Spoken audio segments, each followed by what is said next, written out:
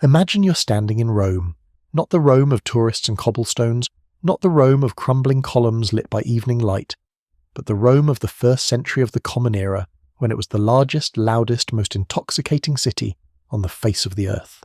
A city of perhaps 1 million people, a city whose legions had marched to the edges of the known world and returned carrying everything those edges had to offer. You are standing in the atrium of a wealthy senator's home on the Palatine Hill. The walls are painted in deep Pompeian red, and between the painted panels hang bronze oil lamps that burn a clear flame, casting warm amber light across a floor of polished marble. Servants move quietly through the room, setting a dining table with plates of hammered silver. And then, before you see a single dish, before the first cup of wine is poured, you smell it. It is a smell that does not belong to this city, to this continent, to this hemisphere. It is warm and sharp and ancient, and it curls through the air with an authority that silences everything else. It is pepper. Black pepper, freshly ground from small wrinkled berries that have travelled 6,000 miles from the coastal forests of what is today the Indian state of Kerala, packed into sacks, loaded onto ships, transferred from vessel to vessel across the Indian Ocean and the Red Sea and the sands of Arabia, handled by dozens of hands in dozens of languages before finally landing here in this Roman dining room on the tongue of a man who takes it entirely for granted. That unremarkable pinch of black pepper cost more than a Roman labourer would earn in several days of work, and the senator's household burns through it like salt. This is where the story of the spice routes begins, not with ships or explorers or battles, but with appetite, with a deeply human desire to make ordinary life feel extraordinary, to make food taste of somewhere other than here, to possess something that most people in the world would never touch. The spice trade was, at its core, a story about desire. The desire of the wealthy to separate themselves from the poor, the desire of merchants to profit from that separation, and eventually the desire of entire nations to control the chain that connected the forests and islands of Asia to the dinner tables of Europe. That desire would, over the course of 15 centuries, reshape the known world. It would fund the building of cities, the founding of empires, the crossing of oceans that no European had ever sailed. It would make some of the most beautiful cities in history unspeakably rich, and, in the same motion, bring devastation and forced subjugation to the places where spices actually grew. It would wire together the continents in a network of commerce so complex and so durable that in some form it still operates today. Every time a cargo ship rounds the Cape of Good Hope, every time a container passes through the Strait of Malacca, the routes traced by the first spice merchants are still being followed. But let us stay in Rome for a moment, because the story begins here in a way that is more literal than metaphorical. It begins with a question that troubled Roman writers and economists and emperors. Why are we spending so much money on this? The historian Pliny the Elder, writing in the 1st century AD, was furious about it. Pliny was a man of extraordinary curiosity.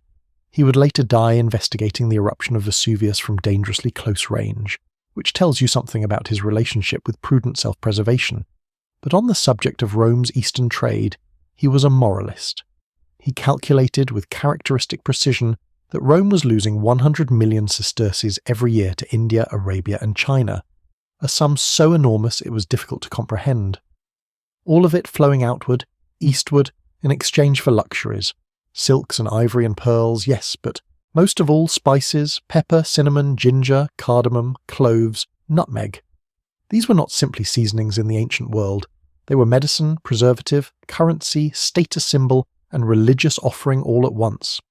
When Roman temples burned incense to honour the gods, it was cinnamon and frankincense and myrrh rising toward the ceiling in fragrant smoke. When Roman physicians treated infections and digestive ailments and the mysterious fevers that swept through the city's tenement blocks, their prescriptions were largely built from the same Eastern pharmacopoeia that also filled the spice market. When a Roman nobleman wished to display his wealth to dinner guests, he did not merely set out gold. He set out pepper, cloves and ginger in quantities that made clear he was not a man who counted the cost. This last function, spice as pure social performance, is perhaps the hardest for a modern reader to fully appreciate, because we have lost the world in which it made sense. Today you can walk into almost any grocery store in almost any city and buy black pepper for a negligible sum. You can buy cinnamon in a small glass jar for less than a cup of coffee. The democratization of spice is one of the great quiet revolutions of the modern world, so complete that we no longer notice it has happened. But for most of recorded human history, the spices that came from the tropical forests and volcanic islands of South and Southeast Asia were among the most expensive commodities on Earth, available only to the wealthy, guarded by the middlemen who controlled the routes, and surrounded by a mythology of danger and distance that only made them more desirable. Where did cinnamon come from? A Roman merchant who sold it could not tell you with any certainty. He had bought it from an Arab trader in Alexandria, who had bought it from another trader, who had brought it up from the Red Sea port of Berenice, who had received it on a ship from an Indian port where it had arrived from somewhere further east, carried by people who did not wish anyone to know too precisely where they were going or where they had been. The geography of the spice trade was one of its most jealously guarded secrets, because the geography of the spice trade was its fundamental source of profit. A merchant who knew exactly where cinnamon grew, and who controlled the land where it grew, and who could organize a ship and crew to go there and bring it back directly, had no need of every intermediary in the chain between the forest and the Roman dining table. And there were many intermediaries. The spice trade was, in its ancient form, one of the most layered and complex commercial systems humanity had yet devised, a chain of trust and specialized knowledge and seasonal timing that stretched from the equatorial islands where nutmeg trees grew wild in volcanic soil, all the way to the stone cities of the Mediterranean world passing through monsoon winds and desert. Caravans in the hands of Dravidian sailors, Arab merchants, Indian brokers, Ethiopian middlemen, Nabatean traders, and finally the Greek and Roman importers who sat at the western end of the chain and tried, with limited success, to understand where any of it actually came from. The Romans were not incurious. They sent ambassadors and merchants and spies eastward to try to understand the geography of this trade they were funding. One of the most remarkable documents to survive from the ancient world is a text called the Periplus of the Erythraean Sea, a kind of merchant's guide, probably written by a Greek trader living in Egypt sometime around the 1st century AD, that describes in remarkable detail the ports and trade goods and seasonal winds of the Red Sea, the Arabian coast, and the Indian Ocean as far as the southwestern coast of India. It is a document alive with the smell of commerce. It tells you what goods are valuable in which ports, what gifts you should bring for, which local rulers, when to sail and when to anchor and wait for the winds to shift. It is one of the earliest surviving documents of globalization, a testament to the fact that the world was more connected, even in antiquity, than we sometimes imagine. But even the Periplus, for all its practical detail, stops well short of the places where the most precious spices actually grew. It knows the Indian ports where pepper and ginger and cardamom could be obtained. It knows the coast of Arabia where frankincense trees were guarded by local tribes as jealously as any treasure. It knows the harbours and the distances and the names of the monsoon winds. But the Spice Islands, the tiny volcanic chain in what is today eastern Indonesia, where nutmeg and cloves grew and literally nowhere else in the world, remain entirely beyond its horizon. For the Romans, those islands might as well have been on another planet. They consumed the products of those islands constantly, and they had no idea they existed. This, in miniature, is the shape of the entire story. The consuming world, first Rome, then medieval Europe, then the emerging nation-states of the Atlantic seaboard, always reaching toward the producing world without quite being able to close the distance. The story of the spice routes is the story of that closing distance, and the world that emerged from the closing was not the world anyone had intended or imagined when the reaching first began. Before the Portuguese rounded Africa, before the Spanish crossed the Atlantic, before any of the great maritime empires of the modern era came into existence, the spices of Asia had been moving westward for at least 3,000 years, along routes so well established that they had their own names and their own myths and their own guardian deities. The oldest and most fragrant of these was the incense route, the overland path along which Arabia's great luxury commodities, most importantly frankincense and myrrh, flowed northward from the southern Arabian peninsula through the Hejaz toward the ports of the Mediterranean. This route was already ancient when the first pharaohs were building the pyramids. Egyptian wall paintings from over 3,000 years ago show expeditions sent southward to a land they called Punt, probably somewhere in the Horn of Africa or southern Arabia, to obtain frankincense trees and their precious resin. The demand for aromatic smoke in the temples of Egypt and later Mesopotamia and Persia and Greece and Rome was insatiable, and the frankincense tree, with its extraordinary capacity to produce fragrant white resin when its bark is cut, grew only in a narrow band of the world, in the dry hills of southern Oman and Yemen, and across the water on the Somali coast. The people who grew rich on this trade were the Nabateans, one of history's most underappreciated commercial civilizations. The Nabateans were originally nomadic Arab traders who, sometime in the 4th century BC, established themselves at a remarkably strategic location in the desert of what is today southern Jordan, a hidden valley carved into red sandstone cliffs, accessible only through narrow gorges, with a reliable water supply and a position directly athwart the main overland trade route from Arabia to the Mediterranean. This place was Petra.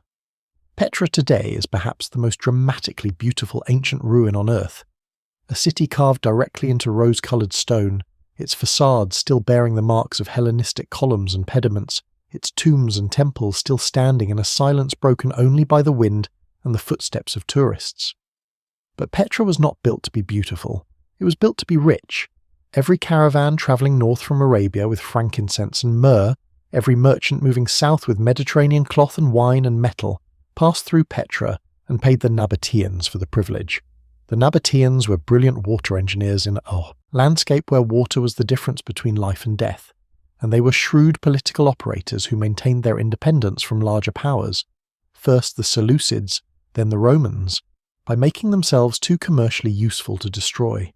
The frankincense trade made Petra one of the wealthiest cities of the ancient Mediterranean world, and Petra grew fat on a commodity that existed primarily to make expensive smoke rise toward the ceilings of temples. Alongside the incense route ran the Silk Road, though this name is a modern invention, coined by a 19th century German geographer, and the actual routes were less a single road than a shifting network of paths across the steppes and deserts of Central Asia, along which silk and ceramics moved westward from China, while gold and glass and wool moved eastward, with 1,000 different goods, and inevitably spices, always spices, being exchanged at the nodal cities along the way: Samarkand, Merv, Bukhara, Kashgar. These were not simply transit points, but cosmopolitan commercial metropolises, where merchants from China and India and Persia and the Mediterranean world met, bargained, rested, and exchanged not only goods, but ideas, religions, diseases, and technologies. The Silk Road spices were primarily those of South Asia: pepper and ginger, and turmeric and cardamom, the products of the western Indian coast that had been traded across the Arabian Sea for millennia. The more exotic spices of the Indonesian archipelago, cloves and nutmeg and mace, arrived at the Indian ports via a parallel maritime network of Malay and Javanese traders who had been sailing the waters of Southeast Asia since long before the first European ship appeared on the Indian Ocean. These sailors navigated by the stars and by the behaviour of birds, and by the colour and smell of the water itself, carrying cargoes of cloves from the Maluku Islands and nutmeg from the Banda Archipelago northwestward, to Java and Sumatra, where they were traded to Indian and Arab merchants who carried them onward to the Persian Gulf and the Red Sea ports. The key to this entire system, the technological fact that made it possible, was the monsoon. The word itself comes from the Arabic mawsim, meaning season, and the monsoon is exactly that, a seasonal reversal of the prevailing winds over the Indian Ocean, in which the summer months bring steady winds from the southwest, and the winter months bring them from the northeast. For a sailor with a lateen-rigged dhow, these predictable winds were a gift of extraordinary commercial importance. They meant that you could leave the coast of Arabia in June, ride the summer southwest monsoon across the Indian Ocean to the Malabar coast, spend the autumn trading, and then ride the winter northeast monsoon home again, completing a return voyage of several thousand miles with minimal risk and entirely predictable timing. The monsoon made the Indian Ocean not a barrier but a highway that opened twice a year, on schedule, and carried commerce with it in both directions. The sailors who first learned to use the monsoon were not Greeks or Romans or Arabs. They were the mariners of South and Southeast Asia, whose tradition of open ocean sailing was ancient beyond reckoning. The Austronesian peoples, the ancestors of the Malays and Javanese and Polynesians and many other Pacific and Indian Ocean island cultures, had been sailing deep water since at least 3,000 years before the Common Era, using outrigger canoes and eventually the distinctive double outrigger proa that could carry substantial cargo at remarkable speed across open ocean. They had colonized the islands of Southeast Asia, the Philippines, and the Pacific in a series of migrations that are among the greatest unrecorded voyages in human history, navigating by stars and ocean currents, and the behavior of birds with a precision that did not require instruments of the European type. When the first Arab and Indian merchants began probing the routes between India and the Spice Islands, they were inserting themselves into a maritime world that had been actively navigated for millennia before they arrived. The Greeks and Romans were not ignorant of this highway. In fact, one of the most remarkable moments in the history of ancient commerce occurred sometime in the late 1st century BC when a Greek sailor named Hippolus, or at least a figure remembered by that name, the historical details are murky, is credited with being the first outsider to deliberately use the summer monsoon to sail directly across the open ocean to India, rather than creeping along the Arabian coast and then following the Indian coastline south. Whether Hippolus was actually the first or merely the first whose name survived, the technique was rapidly adopted by Roman merchants operating out of the Red Sea port of Berenice, and within a generation Rome was sending fleets of merchant ships directly across the Indian Ocean to the ports of southwestern India every summer. The Periplus we mentioned earlier, the Merchant's Guide with its meticulous port descriptions, is in part a manual for this direct trade. But here is what makes the ancient spice geography so fascinating and so consequential for everything that followed. Even the Romans, with their direct maritime access to India, could not penetrate further into the spice world. The cloves that arrived in their markets had come from islands they had never heard of via a chain of Southeast Asian and Indian Ocean merchants, whose networks the Romans could observe at the Indian end but not trace back to their source. There was a deliberate concealment operating here. The Arab and Indian traders who served as the intermediate links in the chain had every incentive to keep the Romans and later the Byzantines ignorant of the true geography of the Eastern trade, because that ignorance was worth money. As long as you were the only one who knew where the cinnamon came from, you could charge whatever the market would bear. This deliberate mystification produced some of the most wonderful geographical fantasies in ancient literature. Herodotus, writing in the 5th century BC, reported that cinnamon was collected by giant birds who built their nests of it on sheer cliffs, and that the resourceful locals would lure the birds down by leaving pieces of dead ox at the base of the cliffs, wait for the birds to carry the meat up to their nests, watch the nest collapse under the weight, and then collect the fallen cinnamon.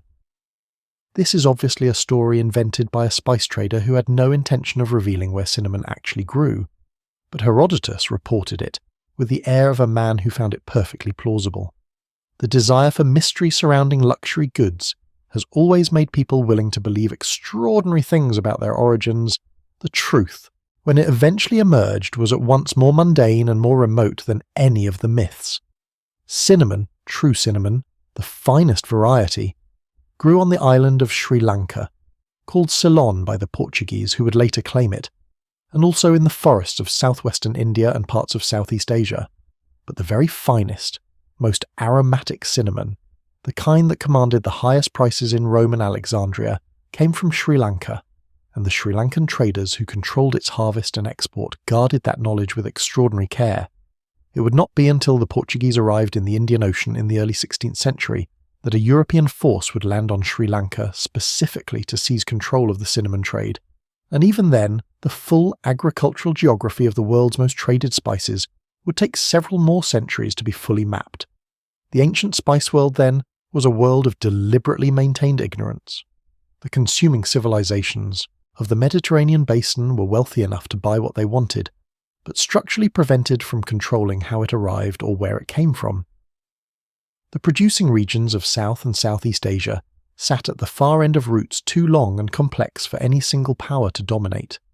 And in between, the traders, Arab, Indian, Malay, Javanese, Ethiopian, Persian, built their fortunes on the gap between what a Roman senator was willing to pay for pepper and what a farmer in Kerala could be paid for growing it. This gap was wide enough to build empires on, and several people did. In the year 408 AD, the Visigoth king Alaric laid siege to Rome. The city that had been the centre of the known world for 500 years found itself surrounded by an army it could not defeat, and a population it could no longer feed, and the negotiations that followed are recorded in the ancient sources with a kind of shocked disbelief, as though the writers themselves could not entirely process what they were describing. Alaric sent his terms to the Roman Senate. Among his demands, alongside £5,000 of gold and £30,000 of silver and other precious commodities, he asked for £3,000 of pepper. £3,000 of pepper. Not because Alaric's Gothic warriors needed to season their food in a particular way, but because pepper was wealth, portable, concentrated, universally recognizable as valuable, and at that moment easier for Rome to produce than gold or silver, having flooded its own market with Eastern goods for centuries. The Gothic king who was about to sack the Eternal City knew that pepper was money, and he wanted money. This detail, this single anecdote from the dying days of the Western Roman Empire, tells you more about the history of the ancient spice trade than 100 pages of economic analysis. It tells you that the Roman obsession with Eastern luxury goods had gone on long enough and intensely enough that a barbarian king on the edge of Europe now understood the value of spices in terms Roman senators would recognize. It tells you that the spice trade had become so deeply embedded in the structures of Mediterranean civilization that it survived even the military and political collapse of Rome's greatest city.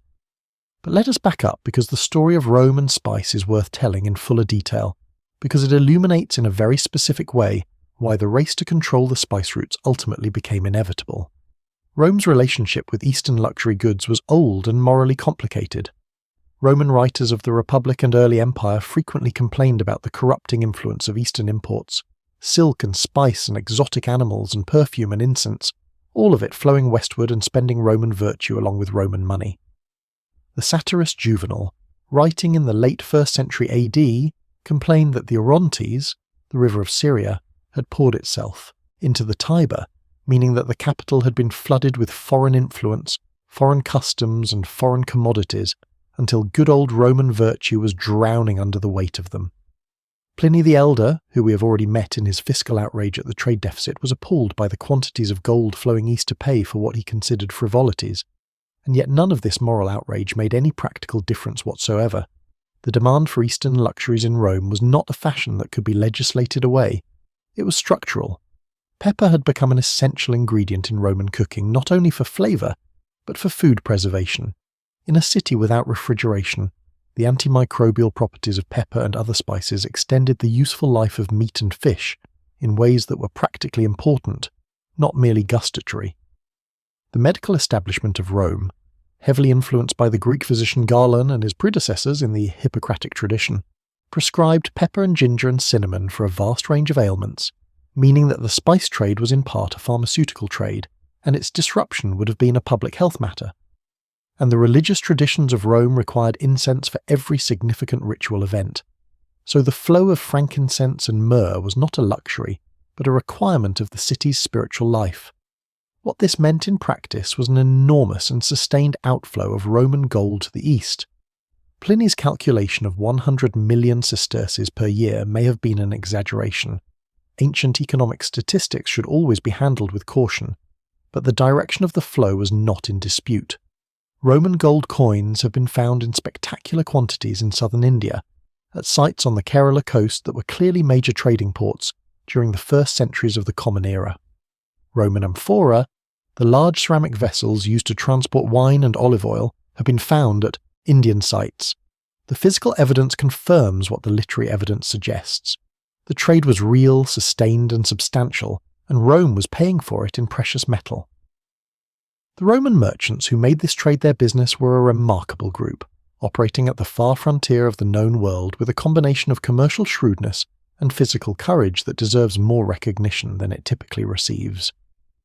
The voyage from the Red Sea port of Berenice to the southern Indian port of Muziris, the modern Kerala town of Kodungalur, took roughly 40 days in summer, following the southwest monsoon across open water, far out of sight of land for much of the journey. The ships that made this run were substantial vessels. The Periplus mentioned ships of up to 300 tons, crewed by archers as well as sailors to deal with pirates, and they carried enormous cargoes of Roman goods outward, and enormous cargoes of pepper and other spices homeward.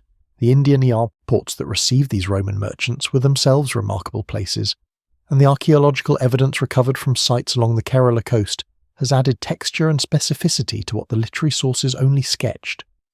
At Pattanam, the site believed by many archaeologists to be the ancient port of Muziris itself, excavations in recent decades have revealed a deep stratigraphy of commercial activity stretching back at least 2,000 years.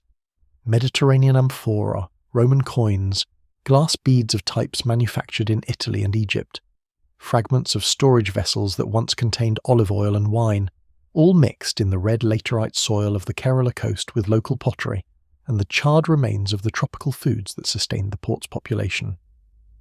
The physical debris of this trade is as eloquent as any text. Two civilizations, separated by 6,000 miles of sea, reaching across the water and leaving their artifacts jumbled together in the earth. The Indian, merchants who came to these ports to sell spices were not passive suppliers. The Tamil Sangam literature, the ancient body of Tamil poetry and prose that is one of the world's oldest literary traditions, and that was composed in southern India in roughly the same centuries as the Roman imperial engagement with the Indian trade, describes the cosmopolitan character of the Malabar ports with evident commercial pride. The poems mention the Yavanas, a Sanskrit-derived term used for Greeks and later for Romans more generally, arriving in ships loaded with gold and carrying lamps and oil and wine, trading in the bustling ports where the smell of pepper was everywhere, where merchants argued in a dozen languages, and where the wealth of trade had made even the humblest port town prosperous by the standards of the ancient world. We know the economic details of this trade from a remarkable document that survived not in a library, but in an ancient trash heap. The Vienna Papyrus, discovered in fragments in the Egyptian desert, is the contract for a loan made to finance a cargo from Muziris to Alexandria, sometime in the 2nd century AD. It is an extraordinarily detailed commercial document that specifies the goods being shipped, their declared value, the terms of the loan, and the insurance provisions. And when scholars analysed its numbers, they found that a single ship's cargo of Indian spices and luxury goods was valued at something approaching 9 million sesterces, a single voyage. The profit on such a cargo, if it arrived safely, was sufficient to make a man wealthy for life. But many cargoes did not arrive safely. The Indian Ocean was not only a highway but a hunting ground. Pirates operated along the coasts of Arabia and India and the Red Sea itself, and the storms that came with the monsoon were not always navigable. Ships were lost, merchants were ruined, sailors died.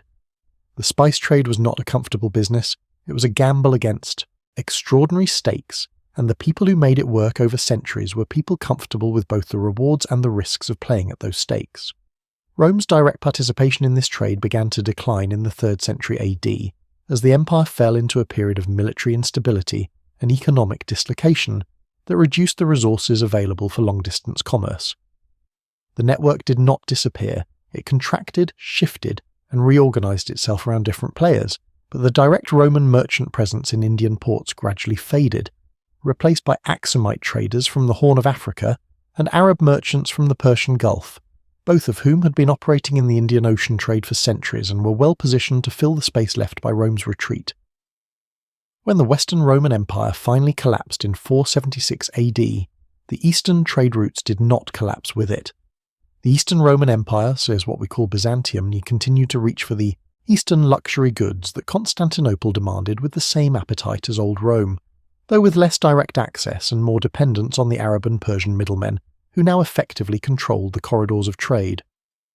The Sassanid Persian Empire, which controlled the Persian Gulf route to India, used its position as an intermediary as a political as well as commercial weapon, and the long series of Byzantine-Sassanid wars that dominated the 6th century were fought in part over the commercial geography of the Eastern trade. Into this contested space in the 7th century came a force that would reorganize the entire spice world more thoroughly than anything since the establishment of the routes themselves. A religious and political revolution that began on the Arabian Peninsula and within a century had stretched from Spain to Central Asia, carrying with it not only a new faith, but a new commercial order built by people who had been living at the center of the spice trade for generations before the Prophet ever received his first revelation. The Arabs were coming, and unlike every other power that would later try to claim the spice routes, they were not coming as strangers. They already knew the way. In the year 750 AD, the Abbasid dynasty took power in the Islamic Caliphate and moved its capital from Damascus to a newly built city on the banks of the Tigris River in what is today Iraq. This city was called Madinat al-Salam, the City of Peace, but history would know it by the name of the small village that had previously occupied the site, Baghdad. The Baghdad that rose on the banks of the Tigris in the second half of the 8th century was one of the most deliberately ambitious urban projects in human history. The Abbasid Caliph al-Mansur hired 100,000 workers and craftsmen from across the Islamic world to build a circular city, perfectly round, a geometric ideal realized in brick, with a diameter of nearly 2 kilometers, its streets arranged in concentric rings around the palace and the great mosque at its center. Within a generation of its founding, Baghdad had grown from a planned capital into the largest city in the world outside of China, with a population that some estimates place as high as 1 million people by the 9th century, making it a metropolis comparable in scale to ancient Rome at its peak. What made Baghdad the largest city in the world was not primarily its status as a political capital, though it was that. It was its position at the commercial crossroads of the world.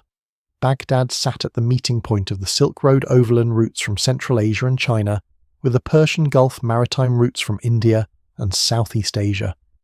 Goods flowed into it from every direction and flowed out again transformed, refined, processed, taxed, and redistributed through the vast commercial network that the unified Islamic world had created across 3 continents. At the center of this commercial network, both literally and figuratively, was spice. The spice markets of Baghdad, the souk that sold pepper and cinnamon and cloves and nutmeg and ginger and cardamom and 100 other aromatic commodities, were not mere bazaars but commercial institutions that helped set the prices of these goods across the entire western portion of the known world. Arab merchants who had been active in the Indian Ocean trade for centuries before Islam arrived now operated within the framework of a civilization that valued commerce highly. The Prophet Muhammad had himself been a merchant, and Islamic law developed a sophisticated body of commercial regulation that facilitated long-distance trade in ways that older legal systems had not. The Arab merchants who dominated the Indian Ocean trade in the Abbasid period were extraordinary travellers. They sailed not only to India but to Sri Lanka, to Java and Sumatra, to the Chinese ports of Guangzhou, where Arab merchant communities established themselves in sufficient numbers to be noticed in Chinese official records. The Arabic geographical literature of the 9th and 10th centuries contains detailed descriptions of these eastern regions, more detailed in many cases than anything the Romans had managed, because the Arab merchants who produced these accounts were operating at every link in the chain, not merely at its western end. One of the most important of these Arab geographical writers was a man named Abu Zayd al-Sirafi, who compiled accounts of merchants who had sailed to China and returned with detailed observations of the Chinese court, the ports of Southeast Asia, and the sea routes between them. Another was al-Masudi, a 10th century scholar who travelled throughout the Islamic world and beyond, gathering geographical and commercial information that he organised into a massive encyclopedic work.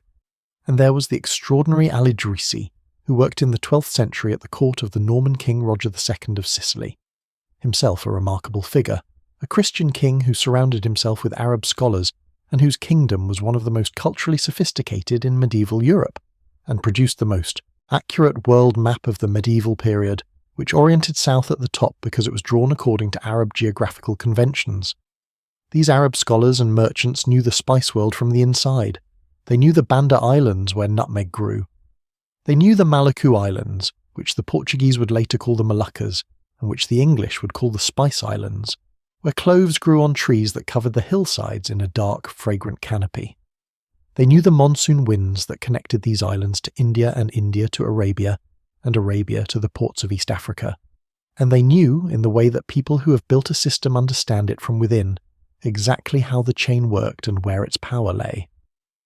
The clove tree itself, Syzygium aromaticum in the botanical Latin that would be assigned to it much later by European scientists, is one of the most architecturally beautiful trees in the tropical world, with glossy dark leaves and dense, clusters of small flower buds that are harvested before they open and dried to a deep reddish brown.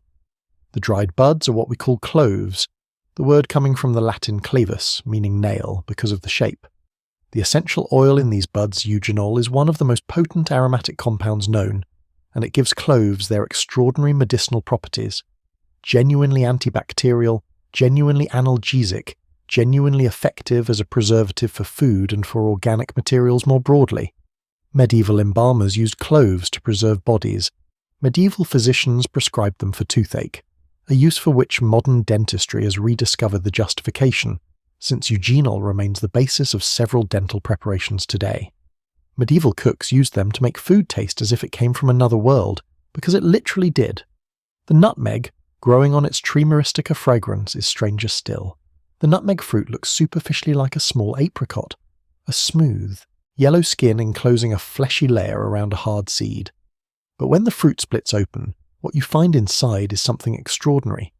The seed is enclosed in a lacy crimson netting of aril, a structure so vivid and organic looking that it seems to belong to an animal rather than a plant. This red netting, dried and ground, is the spice called mace, the less famous but equally prized companion of nutmeg in the medieval spice trade, sometimes more valuable than nutmeg itself by weight because there is so little of it per fruit. Strip away the mace and crack the inner shell, and you find the nutmeg, the hard brown seed, already fragrant with the volatile oils that make it one of the most distinctive flavours in cooking. To hold a fresh grated nutmeg to your nose today is to smell, across the centuries, the same thing that drove European merchants to the other side of the world and Dutch soldiers to massacre the people who grew it. It is extraordinarily potent, warm and sweet, and slightly narcotic. Nutmeg in very large doses is genuinely psychoactive, a property that was known in the medieval period, and that gave the spice an additional mystique alongside its culinary and medicinal uses. The Arabic physicians wrote about it extensively. Its trade between the Banda Islands and the markets of India and Arabia was ancient and well established long before the VOC arrived to steal it. What the Arab commercial network had built, in the centuries between the fall of Rome and the arrival of the Portuguese, was not just a trading system but an entire information economy, a network in which specialized knowledge about winds and currents and harbor conditions and local political situations and price differentials was the most valuable commodity, worth more than any physical cargo because it enabled the profitable movement of all other cargoes. This knowledge was transmitted through family networks, through the relationships between merchant houses that spanned generations, through the social structures of the Muslim communities established in ports from East Africa to southern China. A Gujarati Muslim merchant in Calicut shared a legal framework, a commercial language, and a network of personal connections with a Muslim merchant in Aden, who shared them in turn with a merchant in Cairo, and that chain of shared framework made long-distance commerce possible in a world without telegraphs or telephones or reliable postal systems. It was this system, elegant, robust, and extraordinarily profitable, that the Portuguese arrived to disrupt, and the disruption, when it came, was not primarily commercial, it was military. The power lay, as it had always lain, in the control of information and the control of the narrow points through which goods had to flow. The Arab merchant who sat in Aden, at the mouth of the Red Sea, saw every ship that came from the east loaded with spice, and every ship that went west carrying it onward. The Arab merchant who operated in the port of Hormuz, at the entrance to the Persian Gulf, controlled the overland route into Persia, and eventually to the Byzantine, and later the Crusader markets of the Levant. The Arab merchants who operated in the Egyptian port of Alexandria, where the Red Sea trade met the Mediterranean, were the last link before the goods entered the world of European commerce. And at each of these narrow points, tolls and taxes and merchant profits accumulated, so that by the time a sack of pepper arrived in Alexandria from India, it had changed hands perhaps a dozen times, each transaction adding a layer of cost, so that the final price paid by a Venetian merchant buying it in Alexandria was perhaps 30 to 40 times what the farmer in Kerala had received for growing it. This markup was not simply greed, it reflected real costs of transport, real risks of piracy and shipwreck, real expenses of maintaining trading houses and hiring agents and bribing officials, along hundreds of miles of route. But it was also sustained by the structural fact that the Arab merchants in the middle of the chain had no competition. There was no alternative route to the east, no shortcut to the source. You bought from the Arabs at their price or you went without. Into this elegantly constructed monopoly, in the 12th and 13th centuries, came the most celebrated traveller of the medieval Islamic world, Ibn Battuta.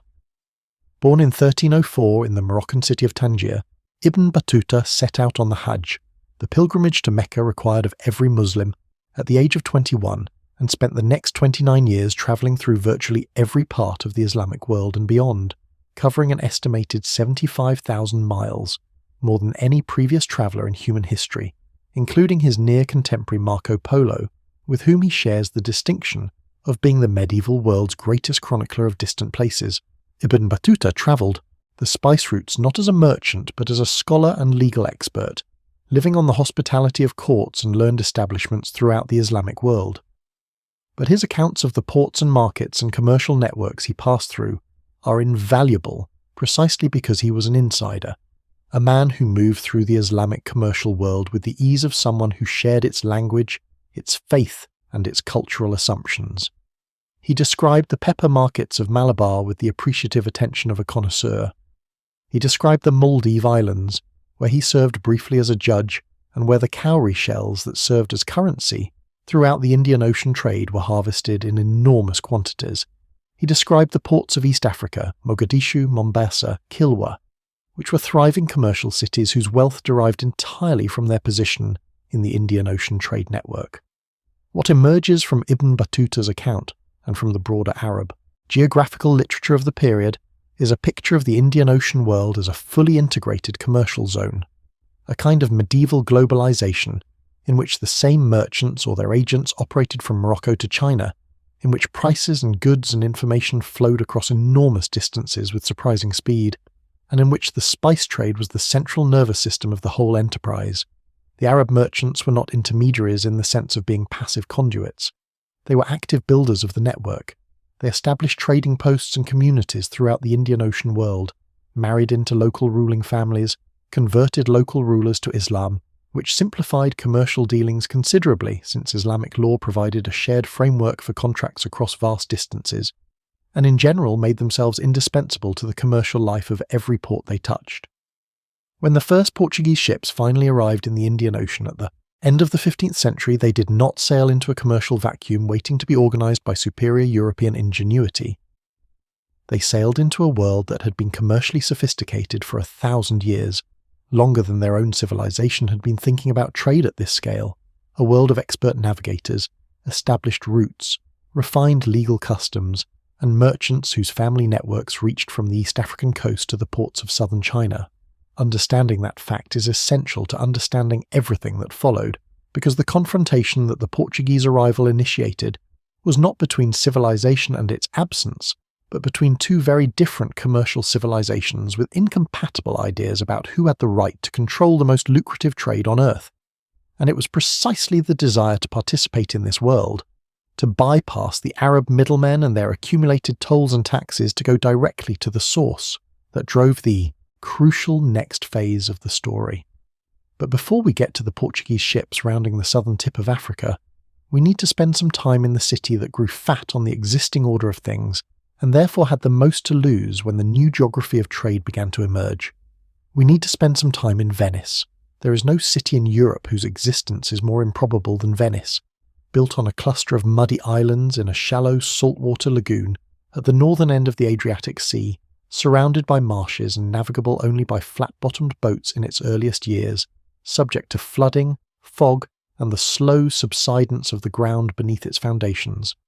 Venice had no good reason to become one of the most powerful and wealthy cities in the history of the world. It had no agricultural hinterland, no mineral resources, no strategic mountain passes, no navigable rivers connecting it to the interior. What it had was a position.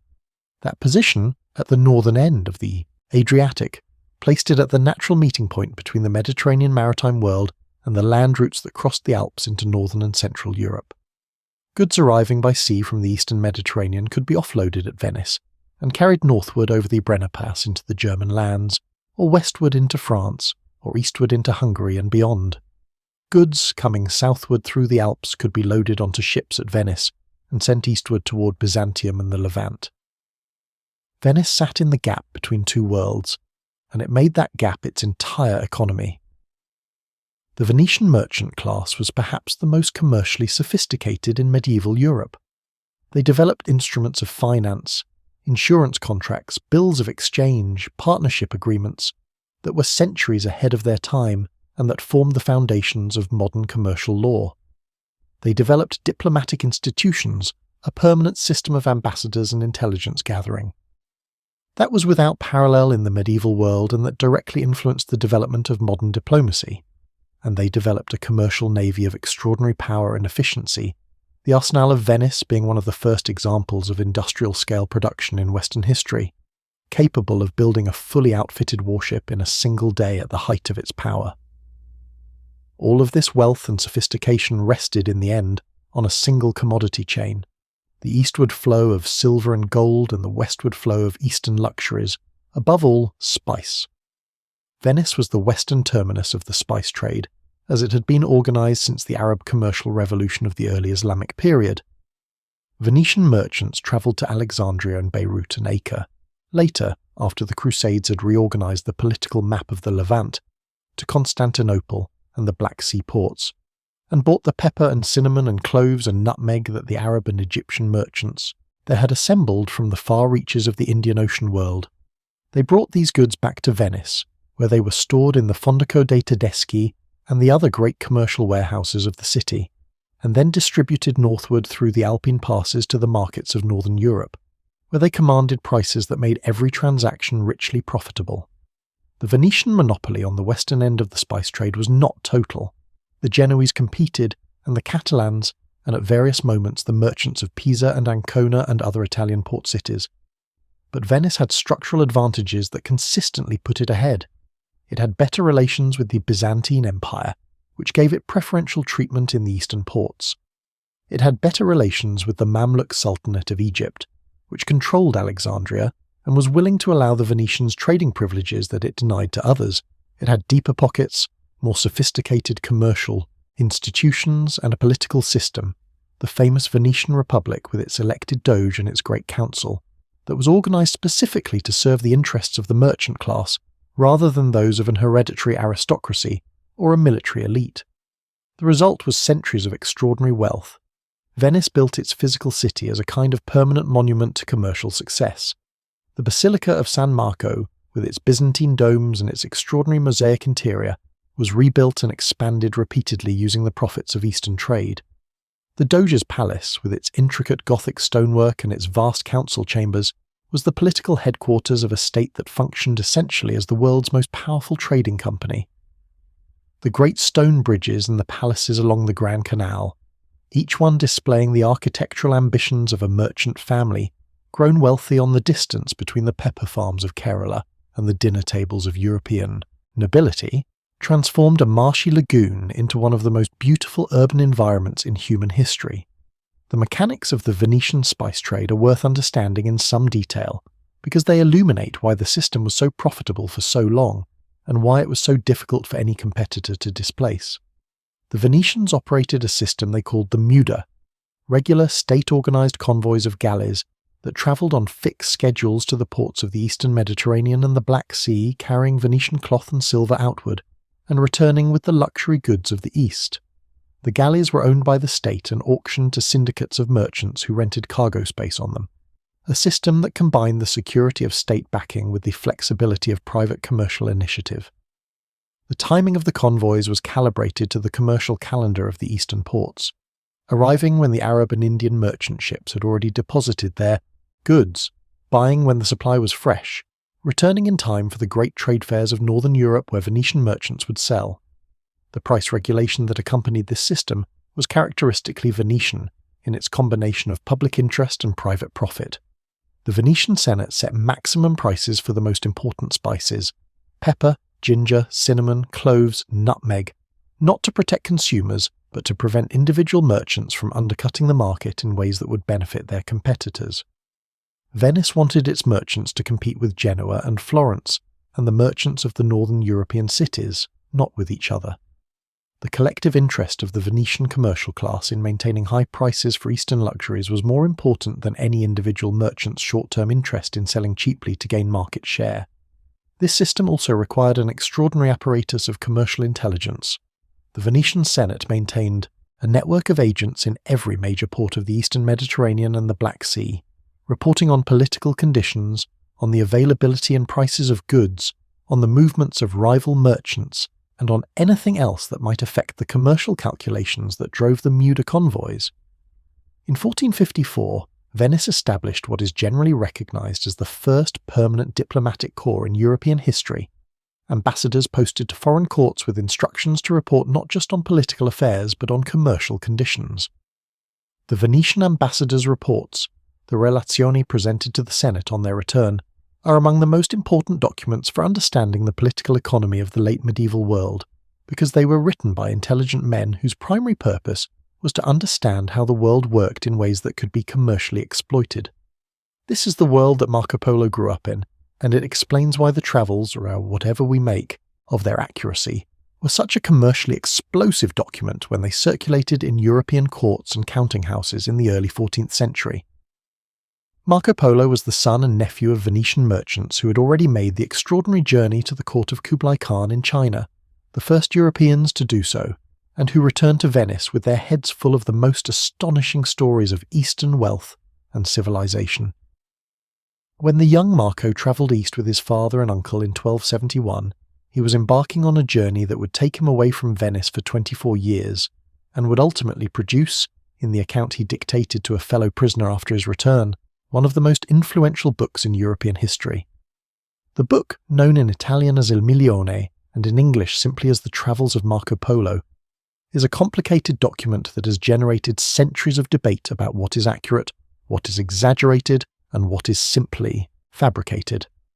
Marco Polo himself was called Il Milione by his Venetian contemporaries, a nickname that implied he dealt in millions when it came to his stories, that his account of Eastern wealth was so extravagant as to strain credibility. Medieval readers were particularly sceptical of his descriptions of the paper money used in China, the immense scale of Chinese cities, and the technological sophistication of the Mongol court, all of which were, in fact, accurate.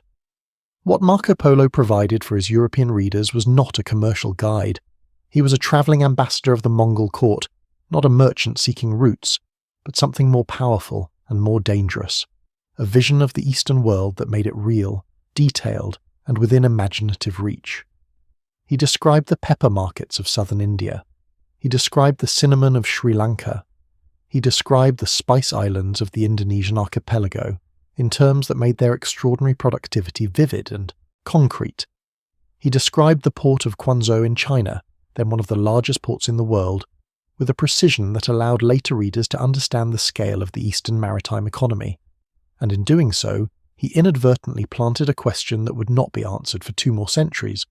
What would happen if someone could bypass the Arab middlemen entirely and reach these places directly?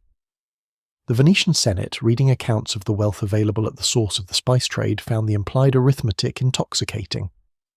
If pepper that cost 1 silver coin on the Malabar coast sold for 30 in Venice, and if you could eliminate the 10 or 12 middlemen who accumulated the profit in between, the direct trade would be of almost unimaginable value. The problem was the geography. The only routes from Europe to the spice-producing regions of Asia ran either overland through the Islamic heartland, through territories controlled by empires that had no interest in letting European merchants pass, or by sea through the Persian Gulf or the Red Sea, both of which were equally under Islamic control and equally closed to uninvited European commerce. Venice itself had no interest in changing this geography. Venice prospered enormously from the existing arrangement. A Venice that traded directly with India would undercut the Arab middlemen who supplied it, and might well undercut itself in the process, because Venice's entire commercial system was built around its position as the western terminus of the existing chain. Venice did not want to find a new route to the east. Venice wanted to protect the old one. It was therefore left to the nations at the western edge of Europe, nations with nothing to lose from disrupting the existing order because they were too far from the existing routes to participate in them at all, to take the gamble that Venice refused.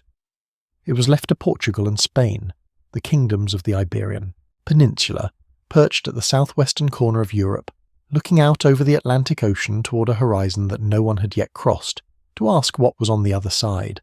The Kingdom of Portugal in the early 15th century was a small, recently consolidated state on the western edge of the Iberian Peninsula, with a population of perhaps 1 million people, an economy based primarily on fishing, farming, and the modest Atlantic trade, and no obvious reason to believe it was about to make history. It had spent most of its energies in the previous 2 centuries fighting a war of reconquest against the Moors. The Islamic rulers who had controlled much of the Iberian Peninsula since the early 8th century and had only recently arrived at a stable enough political situation to begin thinking about what to do with the sea that stretched endlessly westward from its coastline. The man who decided what to do with it was Infante Dom Henrique, Prince Henry, third son of King João, I of Portugal, and his English wife Philippa of Lancaster, a man who would pass into history under the title that no Portuguese of his own time ever used, but that historians have applied to him ever since, Henry the Navigator. The title is somewhat misleading. Henry himself never undertook a significant sea voyage, spending most of his adult life managing a series of exploratory enterprises from his household at Sagres on the southwestern tip of Portugal, a rocky promontory jutting into the Atlantic where the prevailing winds come off the ocean with a force that makes any romantic fantasy about the place immediately comprehensible. This was the edge of the known world, and it looked like one. Henry's motivation for sponsoring exploration is a subject of considerable historical debate. He was a crusader by temperament and a religious zealot in some ways. He participated personally in the Portuguese capture of Ceuta on the North African coast in 1415, and the crusading imagination of confronting Islam remained a constant thread in his thinking. He was also a practical man with commercial interests. He held the royal monopoly on the Portuguese tuna fishing industry, among other privileges, and he understood that the existing arrangement of the spice trade, with all its profits flowing through Arab and Venetian hands, was a commercial problem that practical intelligence might solve, and he seems to have been genuinely curious about the geography of Africa and the world beyond, sharing the intellectual excitement that characterized the broader Renaissance engagement with ancient geographical knowledge and the possibility of expanding it. Henry began by sending ships south along the African coast. This seems obvious in retrospect, but it was not obvious at the time because the African coast turned southward into waters that carried enormous freight of mythology and fear in the medieval European imagination. Beyond the Atlas Mountains, beyond the Saharan coast, beyond Cape Bojador on the western bulge of Africa, which Arabic geographers called the Cape of Boiling Waters, and which medieval Europeans had come to regard as a threshold beyond which the sea boiled, the currents ran irresistibly southward, preventing return, and the skin of any white man would be burned black by the sun. Beyond all these horrors lay the unknown. The edge of the world, perhaps. The kingdom of monsters, certainly. Henry's sea captains had to push through this wall of mythology one expedition at a time, and it took 15 years and repeated attempts before anyone managed to round Cape Bojador and return to tell the story. When Gilles finally accomplished the feat in 1434, finding somewhat anticlimactically that the sea beyond the Cape did not in fact boil, it was a psychological breakthrough as much as a geographical one. The world beyond the edge was just more world. It was frightening and unfamiliar and navigated by winds that Portuguese sailors had never encountered before, but it was navigable, and the Portuguese pushed on. The decades that followed saw a systematic, methodical exploration of the African coast that has no real parallel in the history of exploration. Not the dash of individual adventurers, but the sustained institutional effort of a state that had decided exploration was a strategic priority and was willing to invest in it over generations. Henry died in 1460 without ever seeing his ships reach much further than the bulge of West Africa, but the infrastructure he had created, the cartographic tradition, the shipbuilding expertise, the navigational knowledge, the financial instruments for funding voyages, was his real legacy. The ships he never sailed kept sailing after his death. The crucial navigational innovation of the Portuguese age of exploration was the caravel, a small, nimble sailing vessel of Portuguese design that was ideally suited for exploration of unknown coastlines. The caravel was rigged with lateen sails, the triangular sails of the Arab maritime tradition, which allowed it to sail much closer to the wind than the square-rigged vessels of northern European tradition, and therefore to navigate the complex coastal winds of Africa and the Atlantic with much greater flexibility. It was not a large ship, and it could not carry enormous cargoes, but for the purposes of exploration and coastal navigation, it was a superb instrument, and the Portuguese caravels that pushed steadily southward along the African coast in the second half of the 15th century were among the most carefully designed tools in the service of any project in that era's history. In 1488, Bartolomeu Dias became the first European commander to round the southern tip of Africa. The story of that voyage is one of the great dramas of exploration history. Dias had been sailing southward along the African coast, as his predecessors had done, when he was caught by a severe storm that drove his small fleet southward for days, well south of the African coast and out of sight of land entirely. When the storm finally abated and Dias tried to turn north to regain the coast, he found, with a dawning wonder that must have been extraordinary, that no coast appeared. He turned east instead, and then northeast, and then finally, after several more days of sailing, land appeared. But it was land to the east of him, not the west. He had, without intending to or even initially realizing it, been blown around the bottom of Africa. Dias named the cape at Africa's southern tip the Cape of Storms, but King João II of Portugal, with an eye for both commercial opportunity and public relations, renamed it the Cape of Good Hope, because the rounding of this cape meant that a sea route to India, following the African coast all the way around and then turning northeast across the Indian Ocean, was now plausibly within reach. For the first time, a European state had a theoretical path to the source of the spice trade that bypassed every Arab and Venetian intermediary. The theory needed to be turned into practice. That practical demonstration fell to Vasco da Gama, a nobleman from the town of Sines on the Portuguese coast, who was chosen by King Manuel I in 1497 to command the first voyage that would attempt to reach India by the new African route. Da Gama was not the most obvious choice. There were more experienced navigators available, but he was chosen for qualities of will and ruthlessness that would prove indispensable for what was about to happen, because the journey he was undertaking was not merely a voyage of exploration, but the opening move in a commercial and political confrontation of extraordinary consequence. Da Gama left Lisbon in July 1497 with 4 ships and about 170 men, many of them degradados, convicted criminals whose death sentences had been commuted in exchange for service on voyages from which their chances of return were considered roughly even with their chances of not returning. Da Gama made landfall on the West African coast, then turned south and southwest, deliberately sailing out into the South Atlantic to find the winds that would carry him around the Cape of Good Hope, a bold navigational decision that showed he had learned from the accumulated Portuguese experience of the previous decades. He spent 93 days out of sight of land, the longest open ocean voyage in European history to that point, before making landfall near the Cape. He rounded the Cape in late November, continued up the East African coast, spent time in the Swahili port cities of Mozambique and Mombasa and Malindi, cities that were already integrated into the Indian Ocean commercial network, trading with Arabia and India and doing quite well at it, and in Malindi secured the services of a local pilot, almost certainly a Gujarati Indian named Ahmad ibn Majid, who was one of the most celebrated navigators of the Indian Ocean, and who seems to have agreed, for reasons historians have never fully explained, to guide the Portuguese fleet across the ocean to India. In May of 1498, with Ibn Majid at his side, Vasco da Gama sailed into the harbour of Calicut on the Malabar coast of India, having crossed the Indian Ocean in 23 days. He was the first European commander to reach India by sea. He had done what Bartolomeu Dias had made theoretically possible, and what 2 generations of Portuguese navigational enterprise had been building toward. He had found the way around the Arab-Venetian monopoly on the spice trade. And then, almost immediately, things became complicated. The city that Vasco da Gama's fleet sailed into in the late spring of 1498 was one of the most important commercial cities on the Indian Ocean, and had been for centuries before the Portuguese arrived.